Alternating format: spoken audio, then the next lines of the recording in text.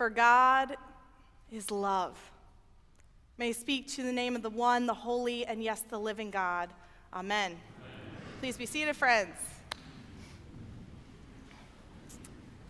Well, this past Monday, April 22nd, we celebrated Earth Day. Did anyone here celebrate Earth Day? Yes, Deb, what did you do for Earth Day? You spent time outside? Anyone else celebrate Earth Day on Monday? No one. Come on. Yes, Lois. You remember the first Earth Day from 1970? Yes. Anyone else? Yes, Lisa. You planted stuff at the preschool in the garden? I love that. This sounds like some glorious Earth Day celebrating going on. Well, I hope that all of you had time on Monday to bask in the beautiful weather that our God has granted us, to enjoy the spring sunshine. I had big Earth Day plans that did not come to pass. I had plans of planting in my garden carrots and cucumbers and melons. We were going to plant more bushes, but time got away from me, as it tends to do. And so I spent my Monday morning instead walking the property that my husband and I have in Drexel Hill and discerning, reflecting with him, what all have we learned since this Earth Day last year? What have we learned on our healing journey since we moved from the mountains of the Sierra Nevadas all the way out here to mainline Philadelphia? It's been a lot of learning, y'all.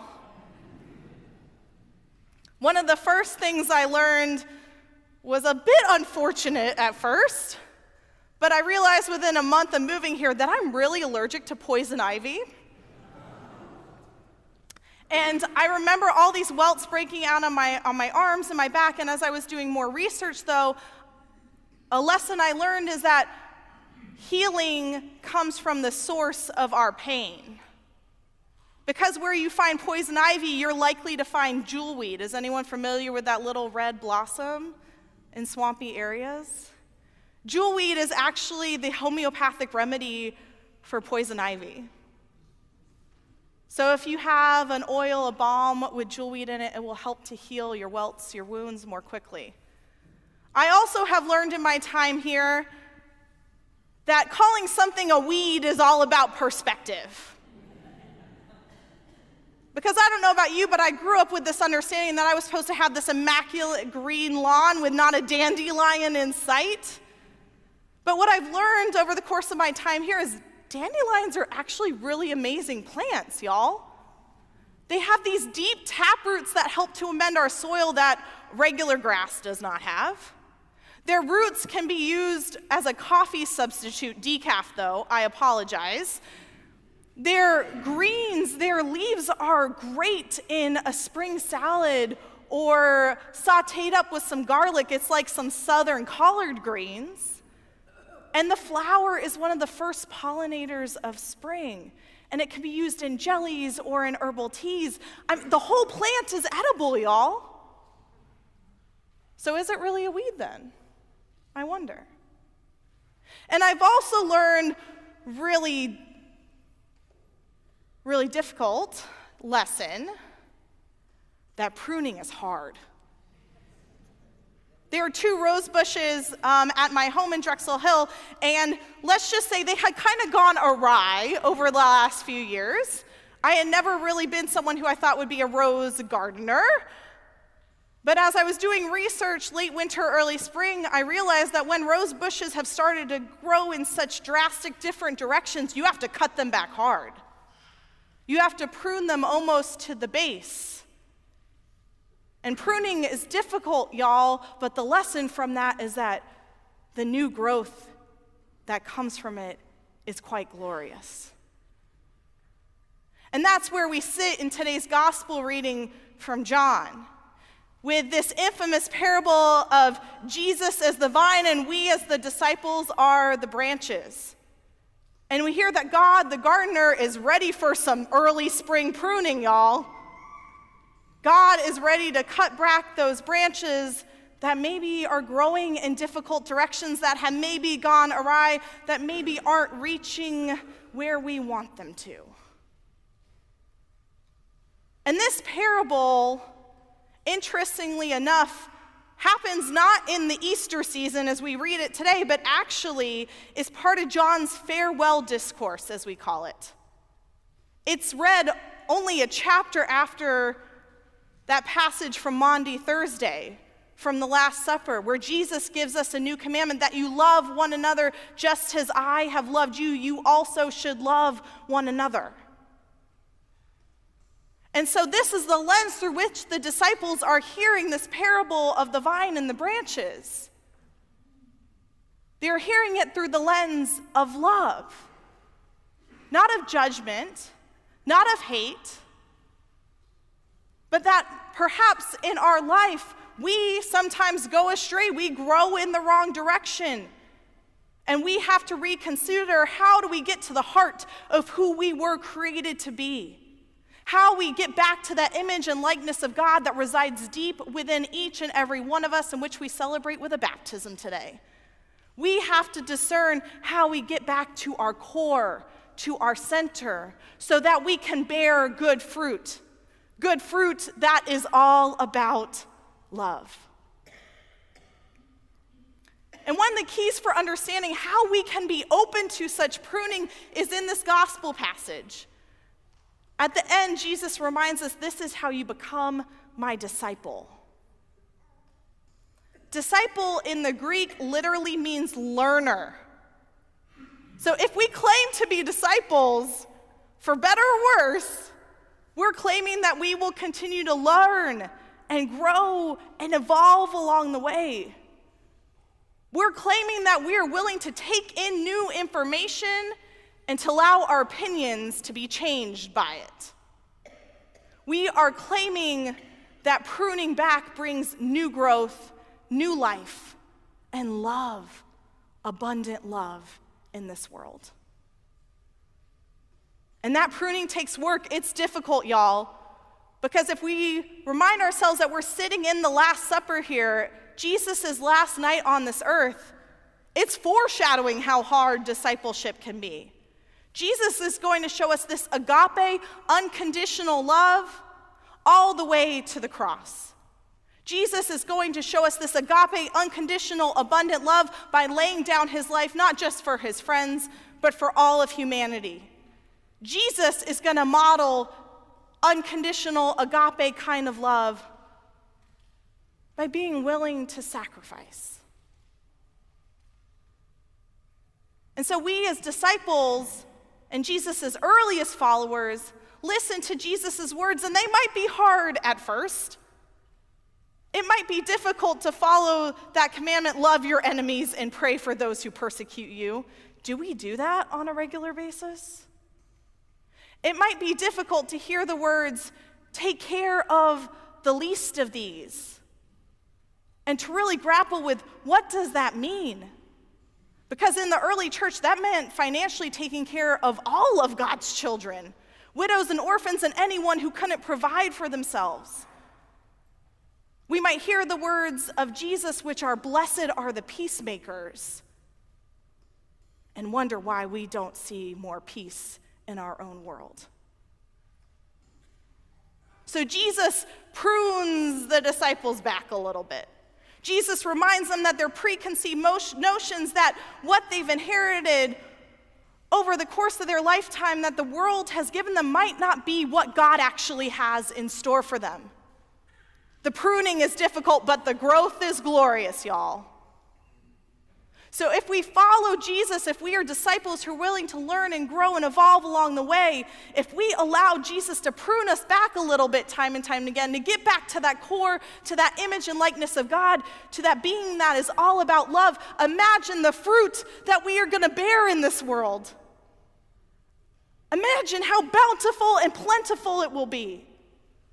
We get a hint of how good it is in our reading from the Acts of the Apostles today. Philip is one of those individuals who has been hanging out with Jesus for some years now. He's been listening to these difficult messages. He's been questioning. He's been repenting. He's been asking for forgiveness, and he's been made anew over and over and time again every time he encounters God and Jesus Christ. And his life has been so dramatically changed that he's literally running in today's reading to meet this Ethiopian eunuch that is on the wilderness road to Gaza. This is an individual, this Ethiopian, who would have been considered other in many ways in ancient Israel. He is other because he is of a different nationality. He is from a land far away. He is other because, according to the people, he is in cahoots with the empire to some degree because he's handling the queen's money. And if we remember in reading the Gospels, that's a really difficult vocation to be holding. He is the other because he is called a eunuch. And I'll invite you to do your research on that a little bit more fully. But I will state that in the ancient world, being a eunuch was often considered sexually immoral.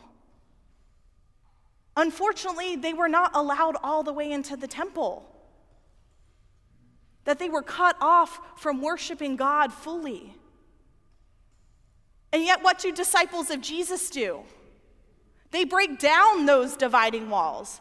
They run up and embrace the other, the marginalized, the outcasts. They say, all are welcome, all are God's beloved children. You too should be baptized. You too are a beloved child of God. You too are worthy. You too are deserving of God's love. That's what the fruits that we bear can be. Changing someone's life dramatically for the better. Changing our world dramatically for the better. Being willing to prune ourselves back, to cut back those branches, those ways we had gone awry, and to see the new life, the new growth, the new glory that is in store for us as individuals in our community and all of God's creation. And so I ask us to consider this Sunday, as hard as it might be, where are we in need of pruning, y'all? Where are we in need of pruning as a community? Have we leaned too far into the anxiety of this transition and are living in a space of fear instead of abounding in hope? Do we need pruning when it comes to our beautiful 39-acre campus? There's a lot of growth that's got to be pruned around these parts. But are we willing to consider not just how well we have loved God's good creation in the past, but how we are invited to lean into beautifying this space in the future? How do we make it a safe home for fox and deer and ants and butterflies and our beehives from Cindy? How do we create a space where all of God's creatures are fully at home here at St. David's?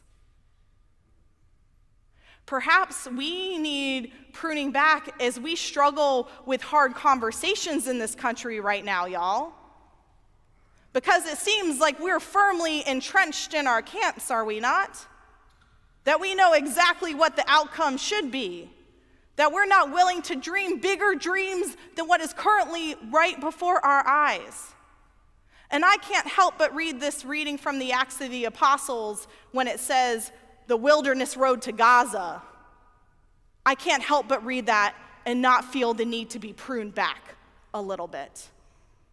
To discern how God in Jesus Christ is calling us to meet the needs of those in our world who are hurting, who are in so much pain, my friends.